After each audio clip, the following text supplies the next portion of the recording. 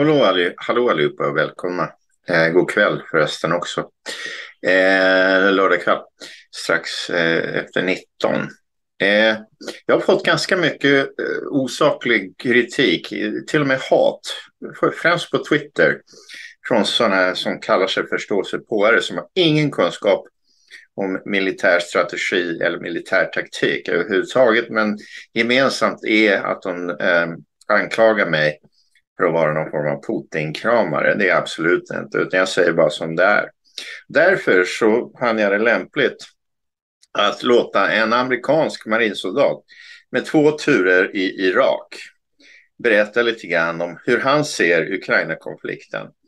Och det är hämtat ifrån den underbara nyhetskanalen Redacted med Clayton och Natalie Morris, som alla bör följa. Som talar om saker och ting som inte europeisk media bryr sig om, framförallt inte svensk media överhuvudtaget.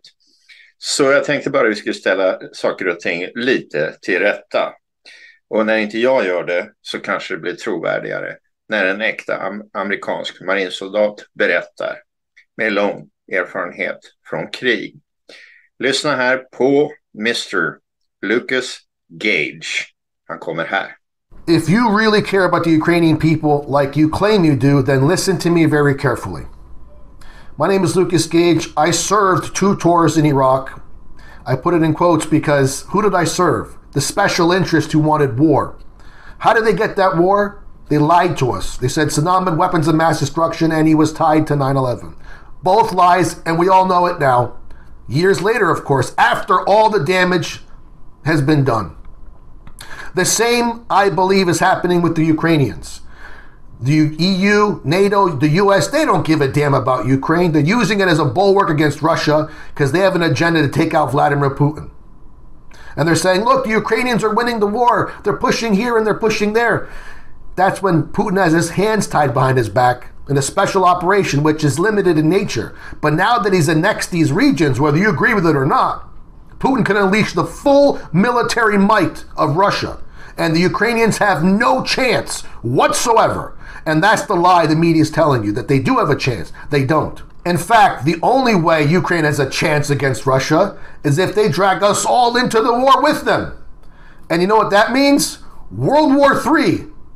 And you know what else? Unlike Saddam, who didn't have weapons of mass destruction, Russia does. And if they're used, it's not good for anybody, especially the Ukrainians, because who do you think are going to be hit first? So if you really care about the Ukrainians, stop filling their heads up with fantasies. Stop believing the obvious lies of the West. My God, the U.S. just threw Ukraine under the bus about this assassination of Dugina. What do you think? They care? They don't care about the Ukrainians. The EU doesn't care, NATO doesn't care, and the United States most certainly doesn't care about Ukraine or anyone else for that matter. The only thing these people care about, these traitors and globalists at the top, are war, profits, and control. That's all they care about. Don't fall for the lies. If you truly care about the Ukrainians and the Russians, especially the civilians, you want to talk peace right now. Let's push for peace, not for war.